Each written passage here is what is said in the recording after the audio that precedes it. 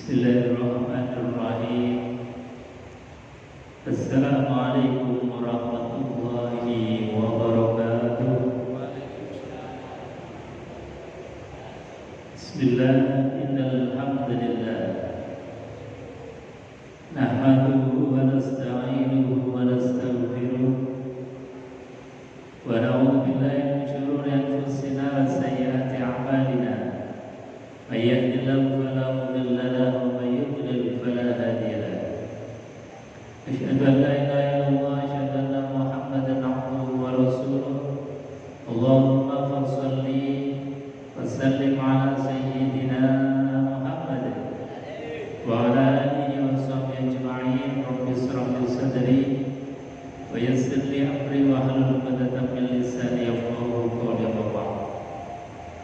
Qala Allah ta'ala fi kitabil karim wa huwa asdaqul qailin. A'udzu billahi as-sami'il 'alim minasy syaithanir rajim. Bismillahirrahmanirrahim. Ya ayyuhalladzina amanu taqullaha haqqa tuqatih wa la tamutunna illa wa antum muslimun. Hadirin Bapak Ibu jamaah yang dimuliakan Allah Subhanahu wa taala. Alhamdulillah, sore malam hari ini kita diperjalankan kembali dalam perjalanan suci melaksanakan ibadah, yaitu kewajiban sholat maghrib, juga kewajiban thalabul ilm. Mudah-mudahan hadirnya kita di majelis yang mulia ini senantiasa mendapatkan balasan pahala dan surganya Allah. Amin Allahumma amin ya rabbal alamin. Kedua kalinya kita bersolawat salam ke hadapan baginda Nabi Muhammad sallallahu alaihi wasallam, uswah teladan paripurna yang dengan kita bersolawat kepada beliau Rasulullah mendapatkan surga dan syafaat beliau. Amin ya rabbal alamin. Bapak Ibu jemaah yang dimuliakan Allah, kita lanjutkan kajian kitab Al-Hikam. Namun sebelum kita melanjutkan kajian ini, kaitannya dengan sifatnya Allah Subhanahu wa taala. Oleh karenanya mari kita awali dengan baca Al-Asmaul Husna bersama-sama. Bismillahirrahmanirrahim.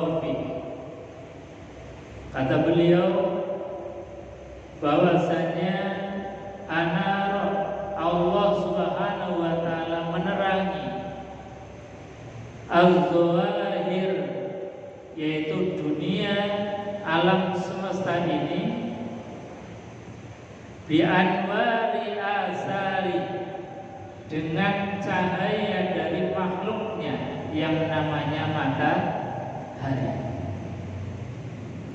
Jadi Allah menerangi alam ini itu melalui media, melalui wasilah, melalui perantaraan dari makhluknya yang namanya matahari. Dari matahari kemudian pagi-pagi terbit, pagi-pagi semburat warna dan cahayanya, mulailah terang dunia ini.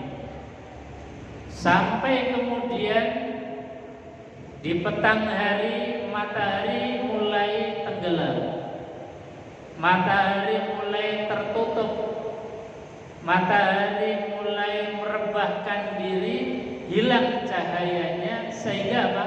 Alam menjadi gelap gulita. Nah ini, jadi alam dunia ini diterangi oleh Allah, tetapi melalui makhluknya yang namanya matahari. Wa ana as-saraila bi anwari awsafi, dan Allah Subhanahu wa taala menerangi hatinya manusia. Jadi kalau tadi menerangi alam dengan matahari, tetapi Allah menerangi hatinya manusia itu bi'ausafi, dengan nur sifat-sifatnya Allah Subhanahu wa taala. Makanya tadi kita awali dengan membaca Al-Asmaul Husna, karena itu adalah sifat-sifatnya Allah.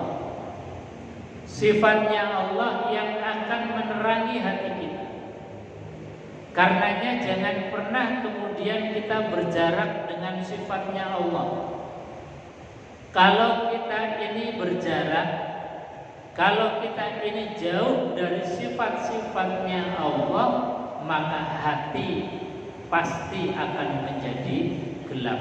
Sebagaimana gelapnya alam semesta ini manakala matahari belum terbit, atau ketika matahari itu tertutup oleh awan, tertutup oleh mendung dan lain sebagainya. Makanya Allah Subhanahu wa taala ketika memberikan ilmu pertama kali kepada Nabi Adam, itu bukan ilmu matematik, bukan ilmu pengetahuan sosial, bukan ilmu pengetahuan alam, bukan ilmu bahasa, bukan ilmu kedokteran dan lain sebagainya, tapi ilmu yang pertama kali diberikan Allah kepada Nabiullah Adam itu adalah wa'allama Adamal asma'a kullaha. Allah ajarkan kepada Adam al-asma, yaitu asmaul husna, sifat-sifatnya. Agar apa? Agar Nabiullah Adam itu hatinya terang, agar kita ini manusia hatinya terterangi dengan sifat-sifat Allah. Nah, ini menjadi penting. Makanya guru-guru kita, para ulama itu sampai-sampai dalam rangka mengajarkan sifat-sifat Allah sampai dibikin syair seperti tadi. Kita syairkan sehingga apa? Gampang untuk mudah menghafalnya. Coba kalau enggak dibikin syair, ya Rahman, ya Rahim, ya Malik, ya Qudus, ya Salam, cepat lupa.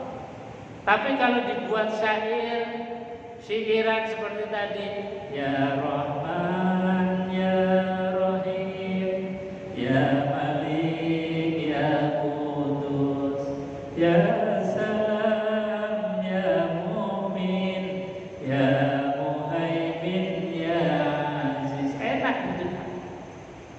Sambil misalnya ngomong anak atau cucu ditimang-timang, daripada nyanyi yang gak jelas, lebih baik kan sholawatan, lebih baik syikiran asmaul husna. Daripada hati galau, gak karuan, pikiran asmaul husna. Baca Quran yang mungkin capek, baca Quran mungkin lelah, kita zikiran Asmaul Husna, duduk sambil nunggu azan, duduk sambil nunggu iqomah, atau sekedar hanya duduk di masjid atau dimanapun sambil ngopi, zikiran Asmaul Husna. Kenapa?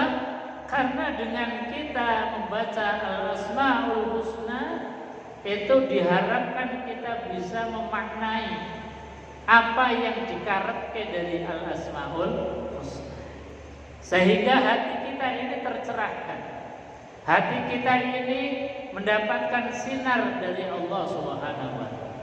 Nah ini makanya tadi Al-Imam Athaillah Sekandari mengatakan bahwa Allah menyinari dunia dengan perantaraan makhluknya yang namanya matahari, tetapi Allah menyinari hati kita itu langsung dengan sifatnya Allah, tidak melalui perantara makhluk, tidak dengan cahaya listrik, tidak dengan cahaya matahari atau cahaya apapun, tapi sinar yang untuk menerangi hati kita adalah sifatullah, sifat-sifatnya Allah Subhanahu wa Ta'ala. Makanya beliau mengatakan, li'ajli zalika afalat anwaruz zuhuri walam takful anwarul qulubi wassarail. Beliau mengatakan oleh karena itu cahaya alam bisa terbenam, matahari bisa ketutup dengan awan, akan tetapi cahaya hati dan kegaiban hati tidak bisa terbenam. Karena apa? Yang menyinari langsung Allah Subhanahu wa Ta'ala. Makanya kita coba belajar terus-menerus tentang sifatnya Allah. Dari mulai sifat Rahman Rahim, kemarin sudah kita bahas. Di antara sifat yang dominan yang Allah miliki adalah sifat Rahman dan sifat Rahimnya Allah. Sifat kasih sayangnya Allah, kasih sayang yang tidak terbilang, sifat kasihnya Allah yang tidak pilih kasih. Nah, ini kita belajar. Orang yang tercerahkan dengan sifat Rahman dan Rahimnya Allah, itu pasti hatinya penuh dengan kasih sayang. Kenapa orang itu seringkali kemudian gampang marah, emosional, mudah tersinggung, gak mau memaafkan, rasanya kemudian kalau ada orang yang menyakiti kita, pengennya kemudian keluar doa-doa yang tidak baik. Kenapa? Karena hatinya tidak tersinari dengan Rahman dan Rahimnya Allah. Atau kadang Rahman dan Rahimnya Allah itu biar pet. Kadang-kadang ono, kadang-kadang lungo. Kadang-kadang ada, kadang-kadang tiada. Makanya bagaimana supaya sifat Rahman Rahimnya Allah selalu menyinari hati kita. Nah, ini butuh latihan. Makanya kenapa kita harus ngaji? Karena kita butuh ilmu. Karena dengan ilmu itu kemudian kita bisa latihan. Dengan latihan kita akan terbiasa. Nah, ini urutan-urutannya. Kita nggak akan bisa mendapatkan Rahman dan Rahimnya Allah yang istiqomah kecuali dengan latihan. Latihan tidak akan mungkin kecuali dengan kita tahu ilmu. Kita tidak akan bisa dapat ilmunya kecuali dengan ngaji. Maka urutannya ngaji, insya Allah paham. Setelah paham kemudian jangan cukup paham, tapi berusaha untuk latihan. Latihan menanamkan kasih sayang sifat Rahman Rahimnya Allah dalam setiap kehidupan kita. Maka kalau sudah sampai seperti itu, kalau dalam bahasa tasawuf itu kita sudah bertajalli dengan Allah, sudah menyatu dengan sifat Allah Subhanahu wa taala. Sehingga apa? Yang ada selalu yang keluar dari diri kita itu Rahman Rahim. Yang keluar dari lisan kita gak pernah ada kalimat kebencian. Yang keluar dari lisan kita tidak pernah ada kalimat makian.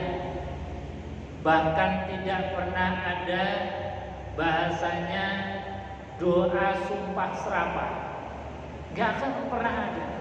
Pasti akan keluar dari lisan yang penuh dengan Rahman Rahim adalah ucapan-ucapan baik, doa untuk orang lain, meskipun itu untuk musuh kita.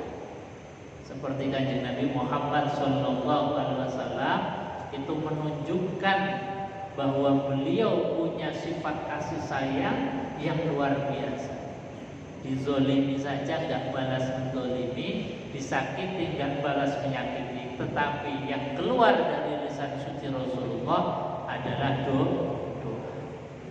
Ini sifat Rahman dan Rahimnya Allah. Kemudian sifat Rahman Rahimnya Allah yang lain, Ya Rahman, Ya Rahim, Ya Malik. Allah punya sifat Malik, yang merajai, yang mempunyai, yang memiliki, yang maha segalanya. Itu namanya Malik. Jadi Malik adalah raja. Raja itu artinya yang punya kepemilikan mutlak. Raja itu artinya yang menegakkan keadilan. Raja itu artinya yang mengayomi. Raja itu artinya yang mendidik. Raja itu artinya yang memberikan teladan. Itu Allah. Makanya di dalam kitab Syajaratul Ma'arif itu diterangkan baginda Rasulullah SAW memerintahkan kepada kita, takhallaqu bi akhlaqillah, berakhlaklah kalian sebagaimana akhlaknya Allah Subhanahu wa taala. Kita akan belajar tentang akhlaknya Allah dari sifat Malik. Malik itu tadi artinya yang merajai. Raja itu artinya tadi yang mengayomi. Maknanya apa? Kita harus belajar dari sifat Maliknya Allah. Harusnya kita terhadap siapapun, terhadap makhluknya Allah Subhanahu wa taala, harusnya kita punya sifat pengayom. Jadilah orang yang mengayomi. Mengayomi itu artinya ia memberikan perlindungan.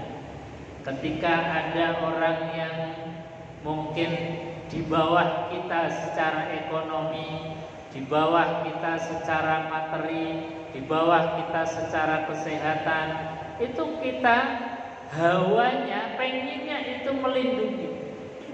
Nah, itu berarti kita sudah ada sifat Malik di dalam diri kita. Jadi menjadi pengayom. Jangan kemudian merasa lebih dari orang lain, justru kemudian menjadikan orang lain itu budak, mengeksploitasinya, merendahkannya, menjadikan budak bagi kita, atau sekedar tangga naik agar kita itu lebih sukses. Itu berarti kita belum menjadikan orang lain itu terinternalisasi atau mendapatkan cipratan cahaya dari sifat Maliknya Allah di dalam hati. Ini latihan mengayomi. Jadi sifatnya Allah Malik raja itu di antara fungsinya adalah memberikan perlindungan, memberikan pengayoman.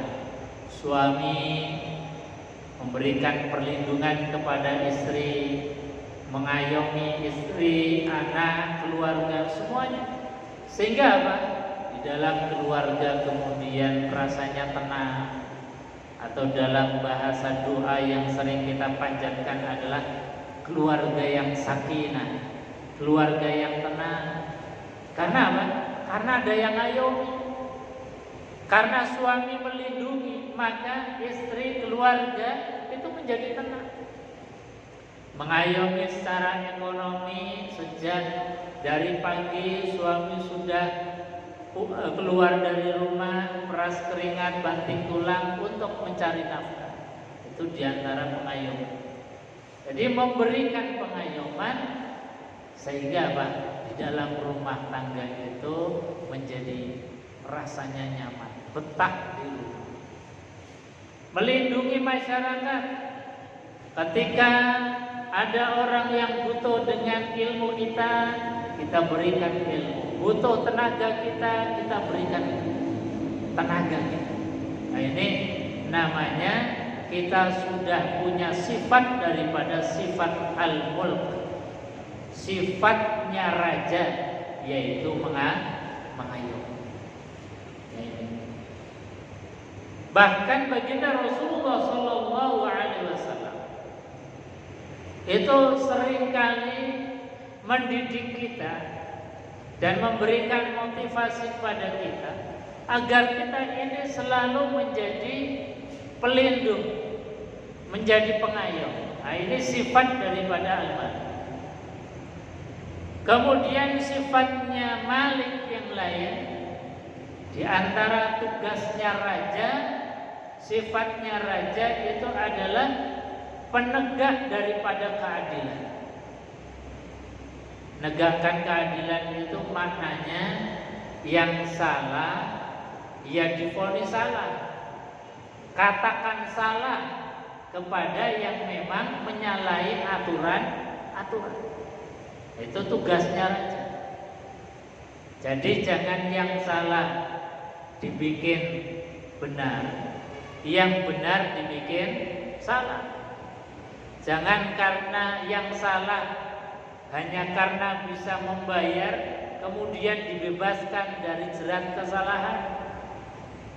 Yang benar kemudian malah justru dimasukkan ke dalam penjara. Ini berarti belum menjadi raja yang punya sifat al-adl. Termasuk di dalam keluarga. Kita menjadi pemimpin keluarga. Suami ar-rijalu qawwamuna 'alan nisa.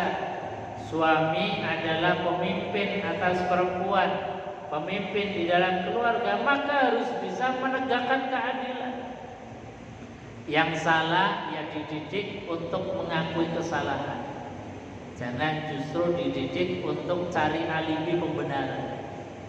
Misal anak kita tukaran dengan anak tetangga atau dengan temannya. Kita tahu anak kita sebetulnya yang salah. Ya sudah, kita didik anak kita, nah, kamu yang salah. Kalau kamu yang salah, maka kamu harus minta maaf. Nah, ini namanya kita ini sedang mendidik diri kita menjadi adil, menanamkan sifat adil di dalam diri kita sebagai bentuk cerminan dari sifat malik, sifatnya Allah yang ada di dalam hati kita, plus sekaligus mendidik anak itu punya tanggung jawab. Ketika salah, ya akuilah kesalahan, minta maaf. Ketika benar pun kita harus bilang bahwa anak itu sedang dalam keadaan benar. Ini jadi melatih adil. Jangan karena anak kita meskipun salah kemudian dengan berbagai macam cara itu mencari pembenaran. Itu berarti mendidik tidak baik. Mendidik anak kita menjadi tidak jujur, menjadi tidak tanggung jawab, juga tidak mendidik diri kita sendiri untuk menegakkan keadilan. Ketika kita tidak bisa berbuat adil, itu sejatinya kita kita ini sedang tidak ada sifat Allah. Artinya apa? Hati kita sedang dalam keadaan gelap. Allah sedang tidak menyinari hati kita. Allah sedang menggelapkan hati. Makanya bagaimana kemudian supaya hati ini tercerahkan terus, hati ini senantiasa terterangi terus oleh sifat Allah, maka hadirkan sifat Allah di dalam keseharian kita. Seperti tadi kita belajar sifat maliknya Allah. Di antara tugas malik adalah satu, melindungi, mengayomi. Yang kedua adalah menegakkan keadilan. Maka sejatinya orang yang tidak adil terhadap dirinya sendiri, orang yang tidak adil terhadap keluarga, orang yang tidak adil terhadap orang lain, itu sejatinya hatinya dalam keadaan gelap. Kenapa hatinya gelap? Karena di dalam hati tidak ada sifat Allah, nggak pernah laku. Makanya melatih diri, menanamkan agar sifat malik itu dalam hati kita. Latihannya seperti tadi. Kita ngayomi orang, oh ada orang lemah, ada orang jualan kok belum laku-laku, kita sifat Rahman Rahimnya Allah muncul. Ada orang butuh bantuan, sifat maliknya muncul, mengayomi, melindungi. Ketika ada orang yang dalam keadaan terzolimi, teraniaya, sifat maliknya dengan keadilannya kita muncul. Kadang-kadang malah justru kita lari. Kita tahu persis keadaan, kondisi, misalnya ada kejadian. Kita ini sebetulnya tahu, tapi ketika dimintai menjadi saksi, kadang-kadang kita menolak. Padahal tadi ketika kita ini tahu persis kejadiannya dan diminta menjadi saksi, saksi yang adil, itu sejatinya kita sedang ada sifat malik di dalam hati. Kadang tadi kita senangnya itu enggak senang repot, dimintai untuk jadi saksi, dimintai untuk jadi saksi, kadang-kadang kita bukan. Makanya di antara latihannya, ayo kita belajar menjadi pengayom, menjadi orang yang adil. Hadirin jemaah yang dimuliakan Allah, sifat malik itu maknanya juga adalah zat yang selalu memberi rezeki. Jadi al-malik, raja, itu harusnya bisa memberikan rezeki kepada rakyatnya, harus bisa menjadikan rakyatnya itu mandiri, bisa memberikan makan kepada orang yang dalam tanggungan kita. Kita sebagai kepala keluarga, maka kita harus bisa mencukupi nafkah. Maka ketika kita dari pagi keluar dari rumah bekerja, itu sebetulnya sudah ada sifat malik di dalam hati kita. Kenapa? Karena ketika kita keluar rumah bekerja mencari nafkah, itu dalam rangka menafkahi istri, menafkahi anak, membesarkan mereka, anak-anak, mendidik mereka. Itu dalam rangka tadi kita punya sifat malik. Ini sifat-sifat Allah Subhanahu wa ta'ala. Kemudian sifatnya Allah yang lain adalah sifat Quddus, Maha Suci. Allah yang Maha Suci itu artinya terbebas daripada sesuatu yang menyekutukan Allah Subhanahu wa ta'ala. Maka ketika kita ingin tercerahkan dengan sifat Quddus, harusnya kita melatih diri dari hal-hal yang menimbulkan kesyirikan. Jangan sekali-kali kemudian kita menduakan Allah, baik yang sifatnya af'aliyah, perbuatan, lebih-lebih yang sifatnya i'tiqadi, keyakinan. Keyakinan yang sifatnya i'tiqadi, misalnya menganggap bahwa Tuhan itu lebih dari satu, ada Tuhan selain Allah, meyakini, itu namanya i'tiqadi, syirik yang secara i'tiqadi, dan itu adalah kesyirikan yang paling besar. Karena apa? Orang yang secara akidah meyakini bahwa ada Tuhan selain Allah, itu sudah dianggap kafir secara umum. Atau syirik secara af'aliyah, secara perbuatan. Misalnya kita membuat sesaji-sesaji, atau kita menganggap bahwa ada kekuatan selain Allah di pohon, ada kekuatan selain Allah di bebatuan, atau ada kekuatan Allah di laut, di gunung dan sebagainya. Kemudian kita membuat sesaji-sesaji, diberikan kepada pohon, diberikan kepada batu dan lain sebagainya, yang dianggapnya punya kekuatan lebih. Nah, ini hati-hati, berarti kita belum mendapatkan sifatnya Allah yang namanya Al-Quddus, Allah Maha Suci dari apa yang disekutukan oleh makhluk.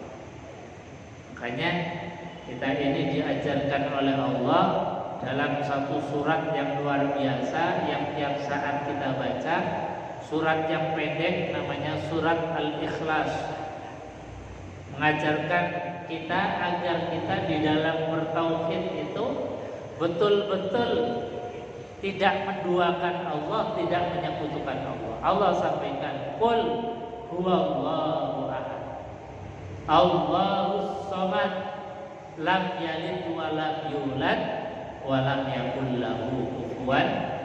Kata Allah, qul, katakanlah wahai Muhammad, ajarkanlah wahai Muhammad, sampaikanlah wahai Muhammad kepada manusia, huwallah, dialah Allah, ahadun, zat yang maha esa, zat yang maha tunggal. Nah, kalau kita sudah meyakini itu, berarti dalam hati kita ini sudah ada sinar Allah, sifat Allah yang namanya Al-Quddus. Katakanlah wahai Muhammad, Allahu ahad, Allahus samad, Allah tempat bergantungnya kita. Nah, ini yang kita butuh latihan. Kadang-kadang kita masih seperti bergantung dengan makhluk. Kayaknya kalau nggak punya uang, khawatirnya kadang-kadang lebih.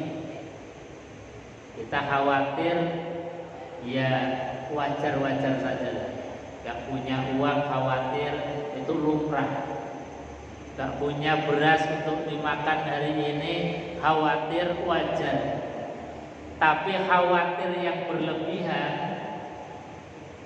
ketakutan yang berlebihan terhadap makhluk, terhadap materi, kemudian sampai suudzon sama Allah, nah ini yang harus diwaspadai, yang harus dihilangkan. Kenapa? Karena kita diajarkan oleh Allah berikrar Allahus samad, hanya Allah tempat bergantung kita. Jadi kalau kita nggak punya uang, tapi channelnya, gantungannya, sandarannya Allah, zat yang maha kokoh, insya Allah hati itu akan tenang. Dengan tenangnya hati, kerja itu akan menjadi gampang. Kalau kerja gampang, insya Allah rezeki mengalir gampang. Kenapa sih kadang-kadang orang itu rezekinya susah seret? Itu yang pertama. Kata baginda Rasulullah SAW, pasti banyak suudzonnya sama Allah. Suudzonnya sama Allah. Kenapa sih orang itu kadang rezekinya seret, Karena orang ini sering suudzon sama Allah, jadi menganggap Allah Subhanahu wa Ta'ala nggak mampu, seolah-olah kemudian dengan ilmunya bisa menyelesaikan masalah, seolah-olah dengan hanya bekerja keras kemudian bisa menghasilkan rupiah, seolah-olah dengan kerja keras banting tulang itu rezeki bisa didapat. Belum tentu. Makanya yang perlu diluruskan itu adalah husnuzan, baik sangka kepada Allah. Jadi meskipun pagi hari ini bekerja hanya menghasilkan untuk sesuap nasi, ya Allah matur suwun panjenengan luar biasa, masih memberi rezeki meskipun hanya satu suapan nasi. Orang yang ketika yang keluar alhamdulillah itu rezekinya akan antri di belakang. Tapi ketika diberikan sesuap nasi sudah kemudian gak terima sama Allah, justru malah akan dijauhkan oleh Allah Subhanahu wa Ta'ala dari rezeki dan rahmat. Makanya yang perlu kita tanamkan di dalam hati kita adalah husnuzan kepada Allah, baik sangka kepada Allah, bersandarlah kepada zat yang maha, bersandarlah kepada zat yang kokoh, yaitu Allah Subhanahu wa Ta'ala.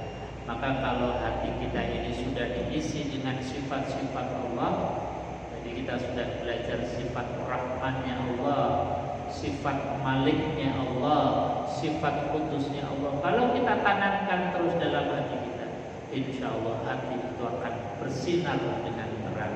Amin Allahumma amin. Bapak Ibu hadirin jemaah yang dimuliakan Allah, mari kita tutup majelis ini dengan doa kafaratul majelis. Bismillahirrahmanirrahim. Subhanakallahumma wa bihamdika asyhadu an la ilaha illa anta astaghfiruka wa atubu ilaik. Assalamualaikum warahmatullahi wabarakatuh.